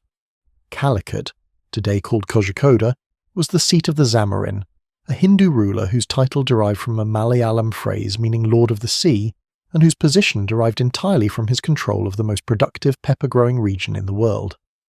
The pepper farms of Malabar were ancient, tended by farming communities whose ancestors had been cultivating Piper nigrum, the pepper vine, with its small round berries that turn black when dried, for as long as anyone could remember, using a cultivation system in which the vines were trained up living trees in a combination of cultivation and managed forest that was almost too productive to be believed. The soil and climate of the Malabar coast produced pepper of a quality and quantity that no other region on earth could match, and the Zamorin had built a state on the profits of controlling its export. Calicut was a cosmopolitan city in the full sense of the word. Arab merchants, primarily from the Gulf port of Aden and from the Yemeni coast, had been coming to Calicut for generations to buy pepper and carry it westward, and the local Muslim merchant community, known as the Mapilas, was well established, wealthy, influential, and deeply integrated into the city's commercial life. There were merchants from Gujarat, from Persia, from East Africa, from Java. There was a small community of Chinese traders who arrived on the great treasure fleets of the Ming dynasty that had made periodic visits to the Indian Ocean ports in the early decades of the 15th century. Calicut was accustomed to foreign merchants. It had commercial rules and diplomatic protocols that had been refined over centuries of dealing with people from everywhere in the known world. What it was not accustomed to was people who came with the intention of taking over. Da Gama's first encounter with the Zamorin was a study in cultural miscommunication. The Portuguese, having reached what they believed to be the legendary kingdom of the Spice Coast, arrived with gifts that they considered appropriate for a great king: bolts of cloth, jars of honey, quantities of oil and sugar. The Zamorin's courtiers looked at these offerings with visible contempt. The Arab merchants who served as commercial advisors at the Zamorin's court had seen the goods of the world, and they knew that these were the gifts of a poor trading nation, not a great power. The wool cloth of Portugal was useless in the tropical climate of Malabar. The honey and oil and sugar were goods that India produced in abundance. There was no gold, no silver, no precious stones, no fine silk, none of the luxury goods that properly signalled a trading partner of consequence. Despite this rocky beginning, Da Gama managed to establish a nominal commercial relationship and loaded his ships with pepper and cinnamon, enough to demonstrate that the route was viable and to provide a handsome return on the cost of the voyage when he finally arrived back in Lisbon in September 1499. 2 years and 2 months he had been gone, and of his original complement of approximately 170 men, only about half returned. Scurvy, storms, and the general hazards of a voyage of 37,000 kilometres had claimed the rest. But the surviving men came back rich, and the cargo of spice they carried was sold at a profit sufficient to fund many such future voyages. King Manuel sent Da Gama back in 1502 with a much larger fleet, 13 ships and instructions not simply to trade but to establish Portuguese dominance of the Indian Ocean. This second voyage showed a Vasco da Gama of a different character from the cautious explorer of the first, a man of cold brutality in the service of commercial ambition. Near the coast of Malabar, Da Gama intercepted a large Arab merchant vessel called the Miri, carrying over 400 pilgrims returning from Mecca. He seized its valuable cargo, locked the passengers below decks, and set the ship on fire, leaving the passengers and crew to burn. The justifications he offered were thin. The passengers were Muslims, the voyage was a crusade of a kind, the economics of establishing dominance required examples of terrifying force. But the massacre was an atrocity by any standard, and it established a pattern for Portuguese engagement with the Indian Ocean that would be repeated many times in the decades that followed. The Portuguese strategy in the Indian Ocean was not to trade within the existing commercial framework, to become another party among the many that already competed in the spice markets of Malabar and Gujarat and the Spice Islands. It was to seize control of the framework itself, to make themselves the gatekeepers of a trade that had previously operated, without European participation, and to extract a monopoly rent from every ship that wanted to participate in it. This strategy was formalised under the first Viceroy of India, Francisco de Almeida, and then even more aggressively implemented by his successor Afonso de Albuquerque, generally considered the architect of the Portuguese maritime empire and one of the most formidable military and strategic minds of the 16th century. Albuquerque identified, with strategic clarity, the 3 points in the Indian Ocean commercial geography that, if controlled, would give Portugal effective dominance of the entire system. The first was Hormuz, at the entrance to the Persian Gulf, the gateway through which Persian Gulf and overland trade flowed. The second was Aden, at the entrance to the Red Sea, the gateway through which the traditional Arab trade to Egypt and the Mediterranean flowed. The third was Malacca, on the Malay Peninsula, the gateway through which the trade of Southeast Asia, including the precious spice cargo from the Maluku Islands, flowed westward to India and Arabia. Albuquerque was a man of unusual strategic intelligence and considerable personal courage, who combined those qualities with a capacity for cruelty that was notable even by the standards of 16th century colonial warfare. He understood, in a way that some of his contemporaries did not, that the Portuguese Empire in the East could not be maintained by naval force alone, that it required the establishment of permanent bases, the cultivation of at least some local allies, and the development of a mixed Portuguese-Asian population that would be invested in the survival of the colonial system. He encouraged intermarriage between Portuguese soldiers and Indian women, a policy unusual for a European colonial administrator of the period, and he genuinely believed that Goa, which he had captured in 1510 and developed into the administrative capital of the Estado da India, could become a genuinely prosperous and stable Portuguese city in the east, rather than merely a garrison town. But his strategic brilliance and his reformist instincts did not prevent the Portuguese imperial project from being, at its core, an exercise in seizure and intimidation. The Cartaz system, in which every ship in the Indian Ocean was required to carry a Portuguese license purchased from a Portuguese authority on pain of having the ship and its cargo confiscated, was a naked extortion scheme imposed by naval force on a commercial system that had operated perfectly well for centuries without Portuguese involvement. The Arab merchants who had built and maintained that system did not simply acquiesce. In 1508, a combined fleet of Egyptian Mamluk and Gujarati vessels met a Portuguese squadron at the Battle of Chaul and defeated it, a rare early check on Portuguese power that sent the message that the Indian Ocean world was not going to surrender without sustained resistance. The Portuguese response was disproportionate. Viceroy Francisco de Almeida, whose son had been killed at Chaul, assembled the largest fleet Portugal had yet sent to the Indian Ocean and met the combined Mamluk-Gujarati force at the Battle of Diu in February 1509. The Portuguese victory was total and decisive. The Mamluk fleet was destroyed, the Gujarati ships that survived fled, and Portuguese naval dominance of the Western Indian Ocean was established, for the next century at least, as a settled fact. Almeida celebrated the victory by hanging the prisoners from the yards of his ships, an act that was intended as a message and was received as one. The Portuguese did not bring Christianity to the Indian Ocean. Christianity had been present in South India since the very earliest centuries of the Common Era, in the form of the Thomas Christians who traced their foundation to the Apostle Thomas and who had been practicing their faith in Kerala since long before the first European ship appeared on the Indian Ocean. What the Portuguese brought was the Inquisition. The Goa Inquisition, established in 1560 and not formally abolished until 1812, was one of the most active in the history of that institution, prosecuting cases not only against converted Hindus and Muslims suspected of practicing their original faiths in private, a crime the Inquisition called crypto-Hinduism and crypto-Islamism, but also against the Thomas Christians whose practices did not align with Roman Catholic orthodoxy.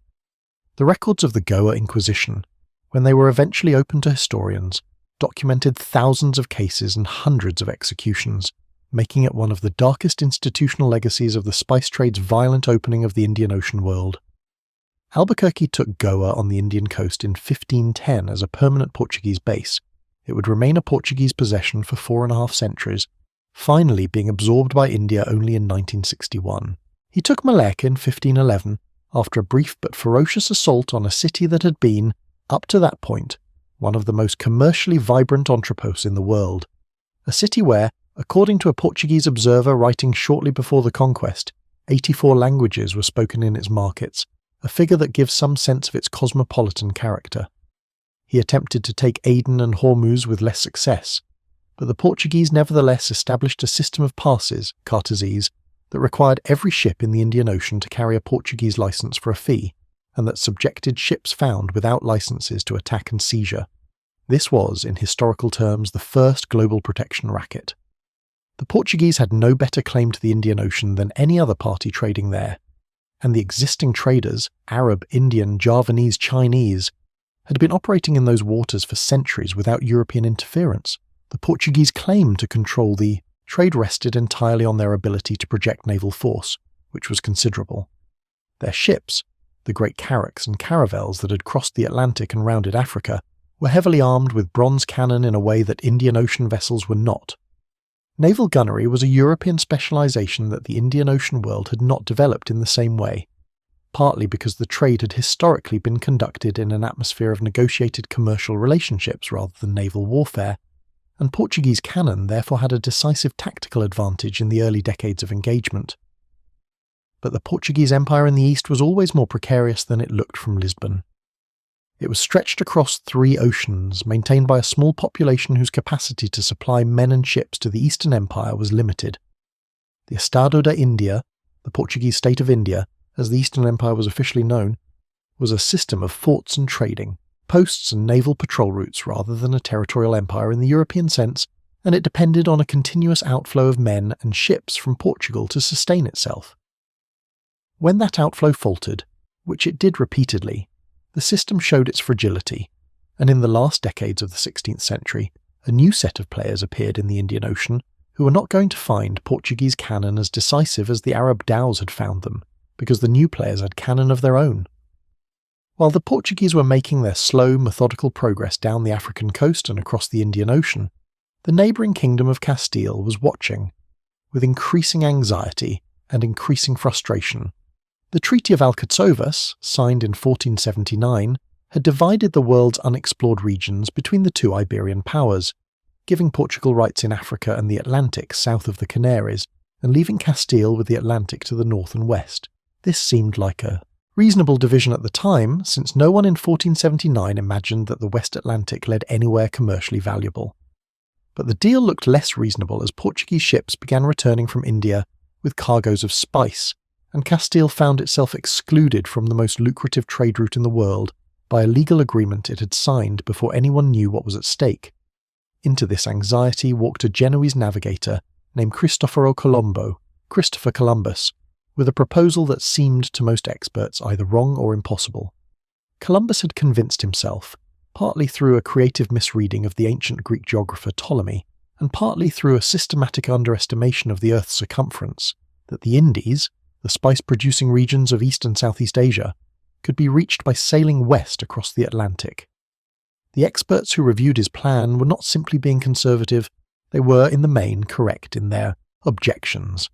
Columbus's estimate of the circumference of the Earth was substantially too small, and had the Americas not existed in the position they do, his ships would almost certainly have run out of provisions long before reaching Asia.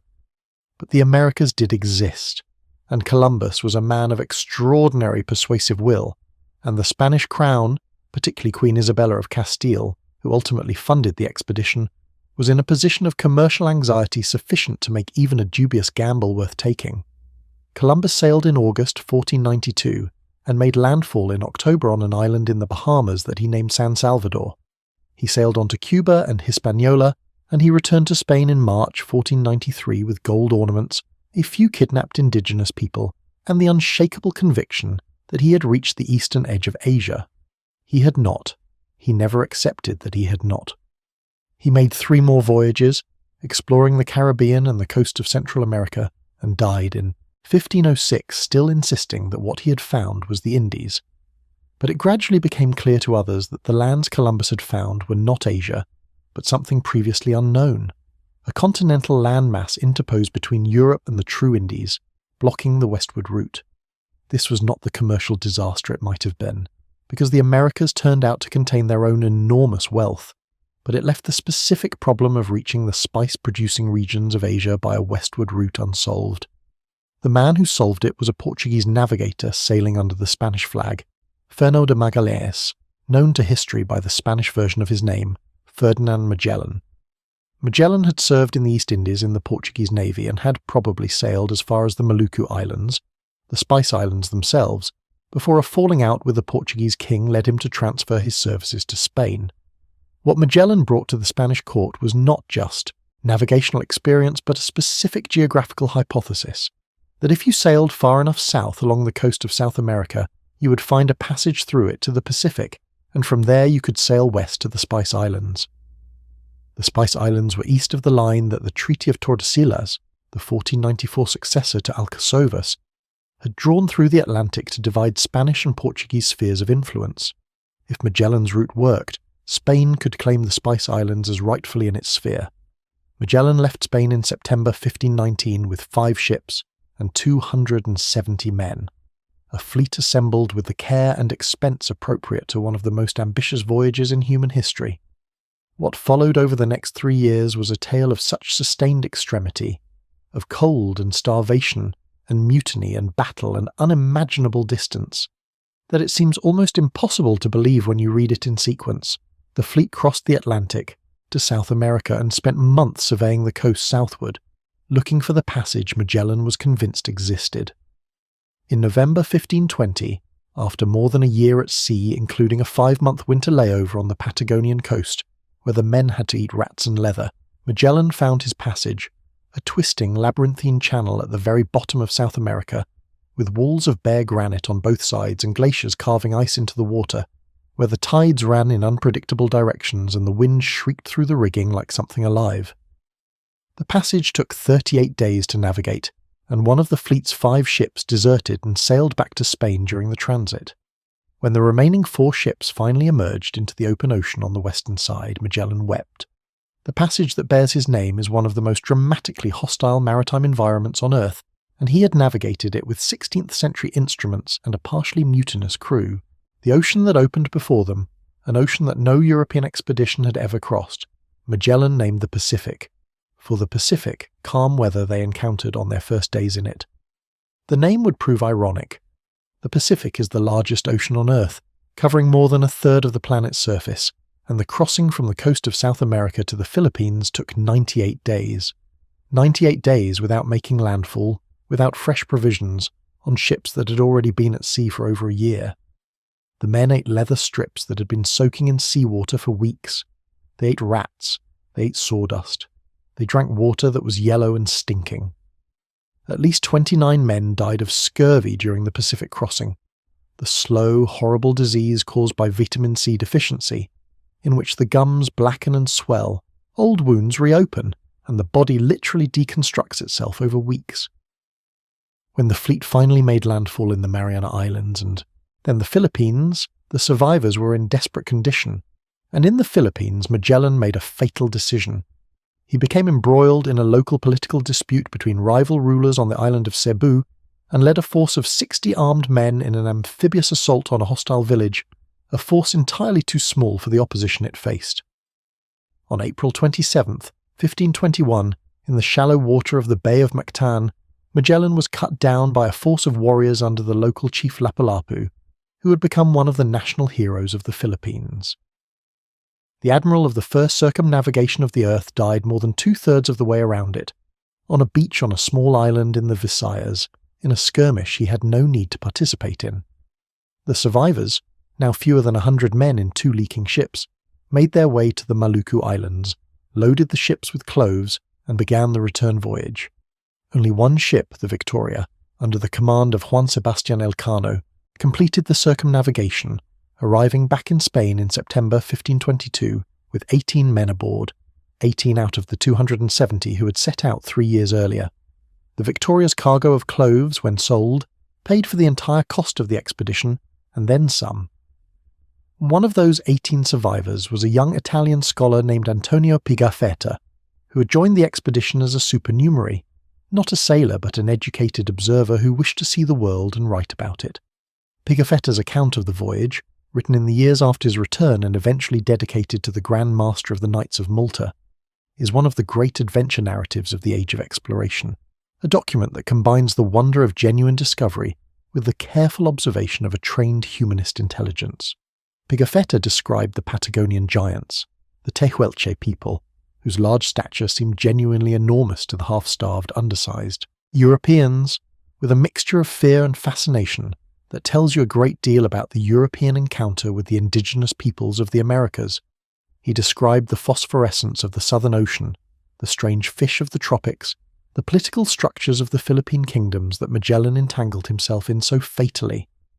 He described the Maluku Islands themselves, the cinnamon plantations of Tidor, the clove trees of Ternate, with the attentiveness of a man who understood that he was looking at the source of something his civilization had been reaching toward for centuries.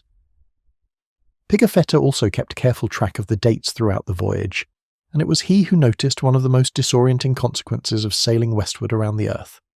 When the Victoria arrived back in Spain, the sailors found that their careful diary keeping was one day behind the calendar of the people who had stayed home. They had lost a day, not through any carelessness, but as an inescapable consequence of having travelled westward across all the time zones of the Earth. This was not merely a curiosity, it was a philosophical problem, one that the theologians and scholars of the day took seriously, because it meant that the sailors had been saying their prayers on the wrong day, that their Sundays were actually Saturdays, their feast days misaligned with the calendar of the church. The solution, the international dateline, the imaginary boundary in the Pacific where one calendar day gives way to the next, was a direct practical consequence of Magellan's circumnavigation, and it remains in use today, exactly where the logic of westward circumnavigation requires it. 18 men, 6,000 pounds of cloves, the first circumnavigation of the earth, and the definitive proof, 3 centuries after Columbus's wrong turn, that the earth was indeed round, and that the Spice Islands could in theory be reached from the west. The commercial and geographical implications were vast, but they were not immediately actionable. The route Magellan had found, through the strait at the bottom of South America and across the Pacific, was too long and too dangerous for regular commercial use. It took another generation before a usable Pacific route was established, and by then the spice trade had been reorganized again, this time by a power that had watched the Portuguese and Spanish experience and learned from it with a cold-eyed commercial intelligence that would prove devastatingly effective. In the late 16th century, the small coastal provinces of the northern Netherlands, 7 of them, united in 1581 into the Republic of the Seven United Netherlands under the leadership of William of Orange, were engaged in a bitter war of independence against their Spanish overlords. Spain, which had absorbed Portugal in 1580, and with it the entire Portuguese commercial empire in the east, controlled the port of Lisbon through which Dutch merchants had been buying their spices for resale in northern Europe. When the Spanish crown, at the height of the conflict, closed Lisbon to Dutch merchants in 1594, it made a decision that would have consequences extending far beyond the Netherlands. It forced the Dutch to go and find the spices themselves. The Dutch response to this commercial challenge was characteristic of the society that produced it. Systematic, well-funded, institutionally sophisticated, and ultimately more effective than anything the Portuguese had managed in a century of trying. Where Portugal had sent explorers and eventually soldiers, the Dutch sent accountants. Where Portugal had built an empire on naval dominance and the fear of its cannon, the Dutch built an empire on return on investment and the cold arithmetic of commercial monopoly. They were, in this sense, the first truly modern colonial empire, not a feudal extension of royal ambition, but a joint stock corporate enterprise whose primary obligation was to its shareholders.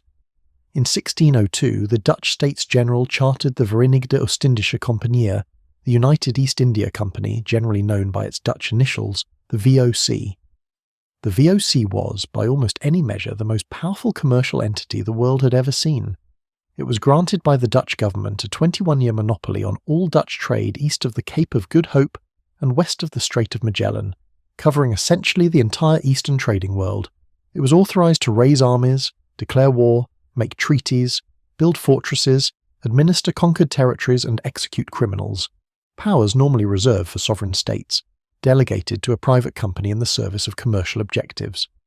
It had a starting capital of 6.5 million guilders, raised through the first genuinely public stock offering in history, in which investors of modest means could buy shares alongside the Great Amsterdam Merchant, families, making it the largest commercial enterprise ever funded.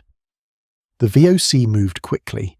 Dutch ships had already been probing the Indian Ocean trade routes since the early 1590s, and had accumulated considerable intelligence about the Portuguese system of control and its weaknesses.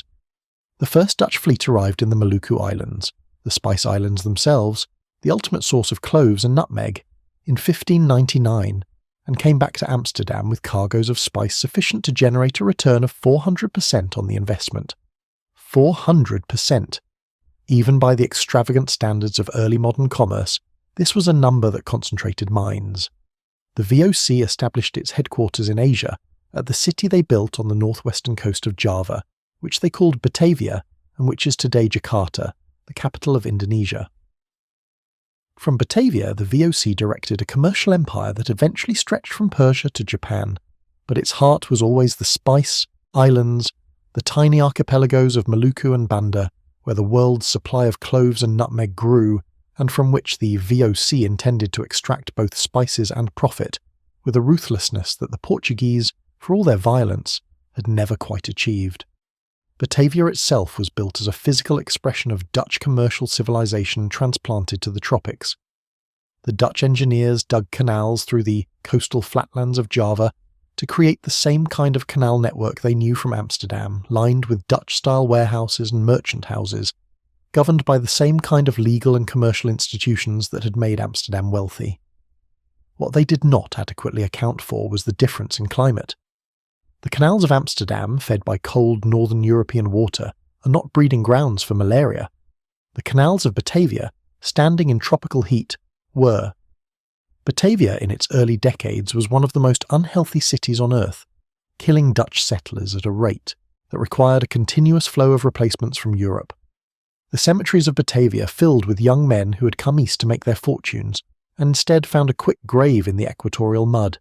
But the survivors grew enormously rich, and the machinery of commercial empire, the ledgers and ships and warehouses and armed patrols, kept grinding forward regardless of the individual human cost, because the profits were sufficient to justify replacing every man who died with 2 more hungry young Dutchmen willing to take the risk. The VOC at its peak employed 35,000 people in Asia and another 15,000 sailors on its fleet, making it by far the largest non-governmental employer in the world. It maintained standing armies and navies, administered territorial governments, collected taxes, adjudicated disputes, and did everything that modern political theory would tell you only sovereign states have the right to do. The story of the VOC and the nutmeg is one of the darkest episodes in the history of the spice trade. Nutmeg grew in exactly one place in the world at the beginning of the 17th century, the Banda Islands, a tiny archipelago of 10 volcanic islands in the Banda Sea, in what is today the Indonesian province of Maluku, with a combined land area of roughly 44 square kilometres, smaller than many cities. The island's entire indigenous population, the Bandanese, had been cultivating and trading nutmeg for centuries, and they had also developed a certain independence of commercial spirit, selling their nutmeg to whatever merchants appeared in their harbours, regardless of what any distant European power had declared about exclusive trading rights. The Banda Islands were, and if you visit them today remain, among the most beautiful places on Earth. The volcanic cones rise directly from the turquoise Banda Sea, their slopes covered in the dense green of nutmeg plantations, and the water around them is so clear you can see the coral 50 feet below the surface. The nutmeg trees themselves are striking plants, tall and dark-leafed, with fruits that split open to reveal the extraordinary scarlet mace. The Bandanese who tended these trees had built a small but sophisticated trading society around their monoculture. They imported rice and other necessities from neighbouring islands and from Java, and exported nutmeg to the world. The nutmeg trade had made them prosperous, and their prosperity had given them a certain confidence in dealing with the merchants who came to buy. That confidence was interpreted by the VOC not as legitimate commercial agency, but as impudence requiring correction. The VOC's Governor-General Jan-Pieter Soen Cohen, a man whose combination of commercial intelligence and personal brutality made him simultaneously the most effective and the most appalling administrator in VOC history, led a military expedition to the Banda Islands that remains one of the most absolute acts of colonial violence in the history of early modern empire. The Bandanese had signed trading treaties with the VOC and then violated them, trading with English merchants who offered better prices. Cohen used this as a justification for what followed. Dutch soldiers and Japanese mercenaries hired for the purpose moved through the Banda Islands systematically, killing the inhabitants and burning their settlements. The indigenous population of the Banda Islands before Cohen's expedition has been estimated at around 15,000 people. After it, fewer than 1,000 survived, the rest killed, captured into slavery, or fled to other islands. The islands were then divided into perken, estates, and distributed to Dutch colonists who were provided with enslaved labourers to cultivate the nutmeg trees and required to sell their entire harvest to the VOC at prices the VOC set. The Bandanese civilization, which had developed the cultivation of nutmeg over many generations and built a sophisticated trading society on its profits, was destroyed in a matter of months, and the VOC got its nutmeg monopoly. For the next 150 years, the Banda Islands and their nutmeg trees were the most intensively managed agricultural system in the Eastern Empire, carefully monitored for productivity, protected by Dutch naval patrols against any attempt by competing powers to obtain nutmeg plants for cultivation elsewhere, and generating profits for the VOC that helped fund the Dutch Golden Age. The explosion of commercial wealth, artistic achievement, scientific advancement and cultural sophistication that made Amsterdam in the 17th century one of the most remarkable cities in human history. Rembrandt painted his masterpieces in a city made wealthy, in part by the massacre of an island people.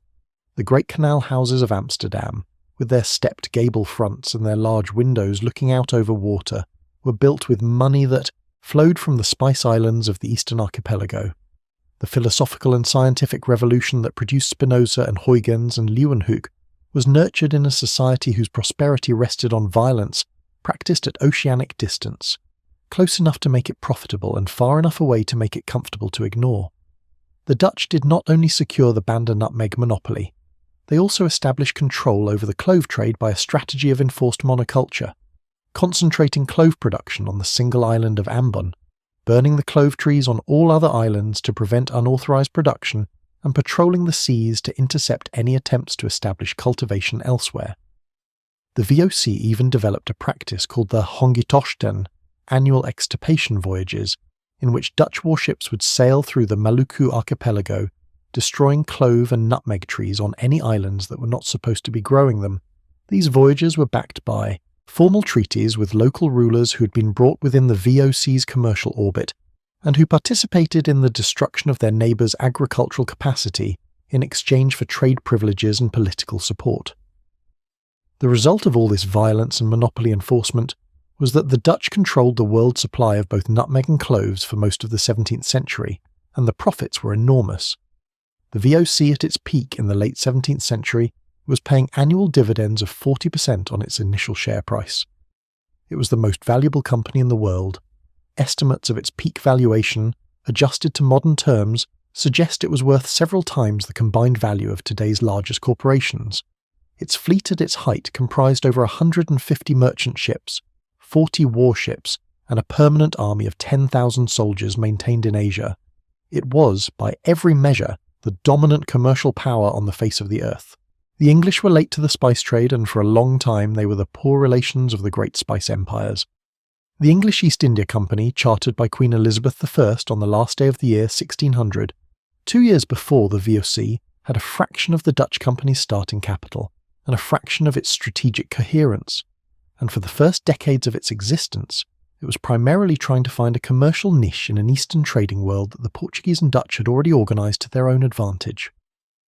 There is one episode from the early English engagement with the Spice Islands that has a kind of perfect historical irony to it, a footnote to the main narrative that deserves to be remembered because it contains, in miniature, the whole tragedy of lost opportunity and colonial misdirection.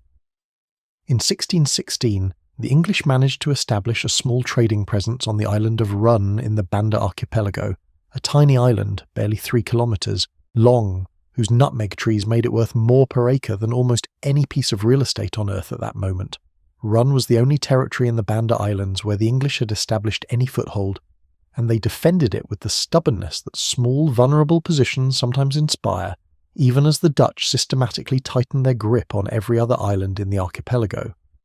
The English hold on Run was eventually lost to the Dutch, and in 1667, in the Treaty of Breda that ended the Second Anglo-Dutch War, the English formally surrendered their claim to Run in exchange for the Dutch surrendering their claim to a small, swampy English settlement on the other side of the world, a settlement at the southern tip of the island of Manhattan, which the Dutch called New Amsterdam. The English renamed it New York. In the 17th century, the exchange was considered to favour the Dutch. They got the world's finest nutmeg island and surrendered a modest, colonial backwater. The subsequent history of those two properties speaks for itself. The English company's early voyages to the Spice Islands were characterised by a mixture of commercial ambition and operational incompetence that reads, in the surviving records, with a quality of almost sympathetic comedy. Ships left England with great fanfare and arrived in the Indian Ocean chronically undersupplied, their crews ravaged by scurvy, their trade goods insufficiently valuable to buy the spices they sought, their captains feuding with their agents over commercial decisions made on the other side of the world without possibility of consultation. The English company was operating in a commercial environment built by people who understood it, with resources that were not adequate to the challenge. And then, in 1623, came a moment that defined the relationship between the English and Dutch in the spice trade for a generation. On the island of Ambon, the centre of the Dutch clove monopoly, a group of English merchants employed by the English East India Company's trading post were arrested by the Dutch governor Herman van Speult on suspicion of plotting against Dutch authority. Under torture, and the Dutch authorities on Ambon were not gentle, a Japanese mercenary soldier in VOC employment named Shichizo confessed to having been recruited by the English into a conspiracy to seize the VOC fort. On the basis of this confession, extracted by methods that made its reliability essentially nil, Van Speult had 10 English merchants, 10 Japanese mercenaries, and 1 Portuguese man tortured and executed. The date was February 27, 1623. The event that followed in England was called the Amboyna Massacre, and it became one of the defining causes in English commercial and political consciousness for the rest of the century. The bodies of the executed men were described in pamphlets and propaganda with careful attention to the horrors of the Dutch torture methods, and the name of Amboyna became a byword for Dutch treachery.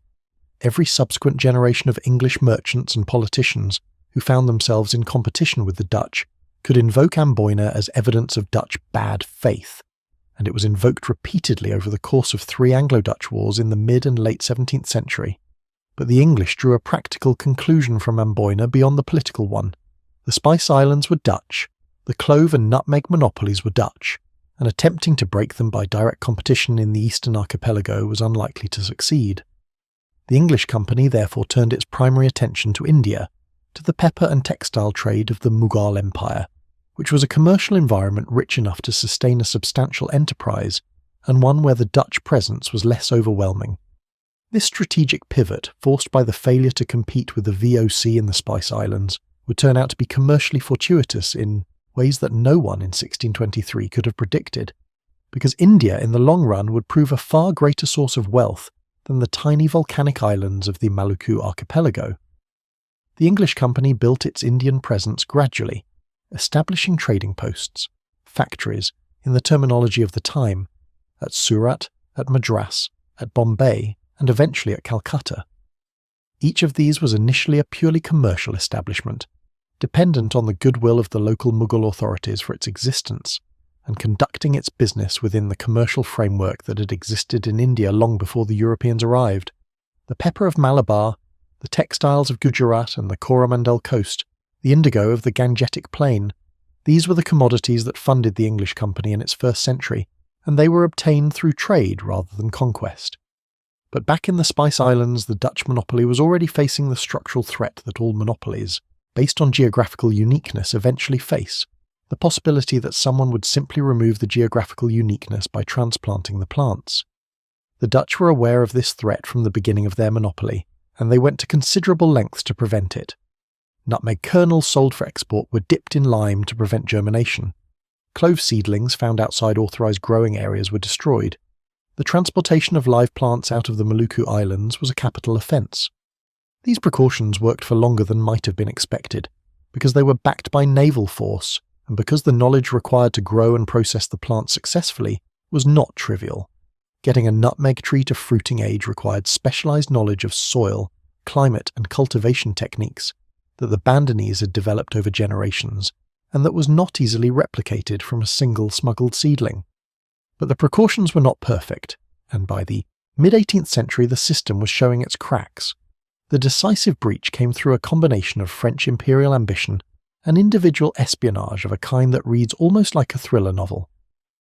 In the 1770s, Pierre Poivre, whose name means pepper in French, a coincidence so perfect it seems invented, was a French colonial administrator who had become obsessed with breaking the Dutch spice monopoly by introducing clove and nutmeg cultivation to French colonial territories. Poivre had first attempted to obtain plants from the Maluku Islands in the 1750s, during a period of Anglo-Dutch conflict when Dutch control of the islands was temporarily disrupted, but his initial efforts had failed. He spent years in the French colonial service in Mauritius, nursing his obsession and his contacts, before organising a more systematic effort in the late 1760s. In 1770, Poivre's agents managed to obtain from the islands of Ternate and Tidore in the northern Maluku archipelago several hundred nutmeg plants and a quantity of clove seedlings, and smuggled them successfully to Mauritius. The Dutch learned of the theft too late to recover the plants.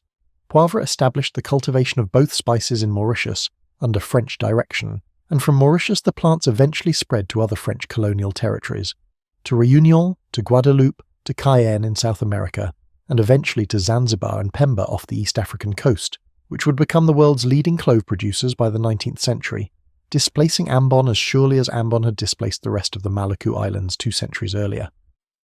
The Dutch responded to the loss of their monopoly with the commercial equivalent of denial. They continued to try to restrict cultivation, continued to enforce their trading agreements, continued to issue regulations about spice production. But the reality was inescapable.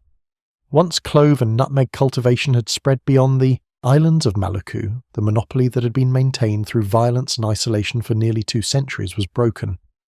Other producers entered the market. The supply of cloves and nutmeg expanded dramatically. Prices fell. The fall in prices seems, from a modern perspective, like an obviously good thing. Why would the democratization of access to cinnamon and cloves and nutmeg not be a good development? But for the VOC, which had built its entire financial structure on the assumption that these prices would remain high, the price collapse was an existential crisis. The company had also, over the course of the 17th and early 18th centuries, accumulated the organizational pathologies common to large bureaucratic institutions operating across enormous distances without effective oversight: corruption, inefficiency, nepotism, and an accounting system that disguised its true financial condition behind a facade of continued dividend payments made with borrowed money. The VOC declared bankruptcy on the last day of 1799, its assets taken over by the Batavian Republic, the French-aligned government that had replaced the Dutch Republic. It was wound up over the following years, its territories in Asia becoming the Dutch East Indies, the colonial state that would eventually become Indonesia. The English company outlasted the VOC by several decades, but its ultimate fate was similar in structure if different in detail. As the spice trade declined in relative commercial importance, supplanted by textiles, by opium, by tea, by the enormous range of goods that became commodities of the industrial age, the company's importance rested increasingly on its territorial control of India rather than on its commercial operations. The Indian Rebellion of 1857, known in British imperial historiography as the Mutiny and in Indian nationalist historiography as the First War of Independence, ended the company's formal administrative role. The British government assumed direct sovereignty over the Indian territories in 1858, and the company itself was finally dissolved in 1874, having existed in one form or another for 274 years. The spice trade, the trade that had built Petra and Venice and Lisbon and Amsterdam, that had sent ships around the bottom of Africa and the bottom of South America, that had organized the first global corporations and provoked some of the most consequential acts of colonial violence in early modern history, had, in a sense, already ended before the company that had carried it into the modern age was finally laid to rest.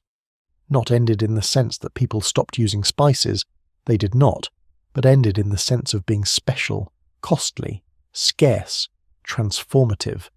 The spices that had once been worth their weight in silver, that had been the financial foundation of medieval Venice, and the obsession of Roman emperors, and the motive for voyages that changed the shape of the world, had become ordinary grocery items available in every market on earth.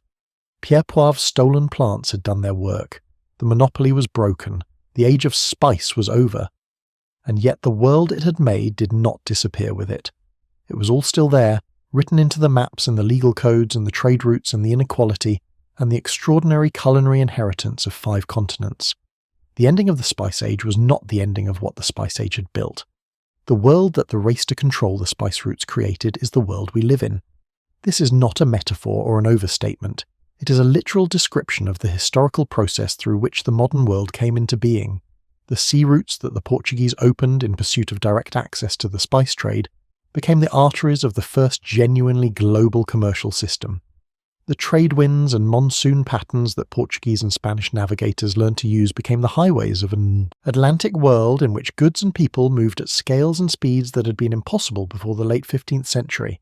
The Columbian Exchange, the movement of plants, animals, diseases, and peoples between the Old World and the New that was set in motion by Columbus's Caribbean voyages and continued by the generations of sailors and merchants and colonists who followed him, was the most consequential ecological event in the past 10,000 years of human history, and it happened because Spanish monarchs wanted spices and were willing to fund a risky westward voyage to find them. Consider what the Columbian Exchange actually meant in practical terms. The tomato, without which Italian cuisine as we know it is unimaginable, is a native of the Americas, unknown in Europe before the 16th century. The potato, which became the staple food of Ireland and Northern Europe, and which has fed more Europeans than almost any other single crop, is a native of the Andes, brought to Europe in the holds of ships that were looking for the Spice Islands and found South America instead.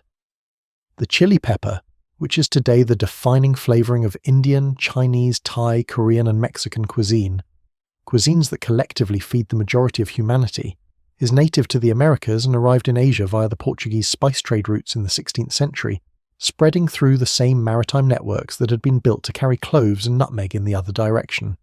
The corn that is today the world's most widely grown crop, the sweet potato that feeds hundreds of millions in sub-Saharan Africa, the rubber tree whose latex eventually made the industrial age possible, all of these are American plants that spread around the world on the ships and through the commercial networks of the spice trade era.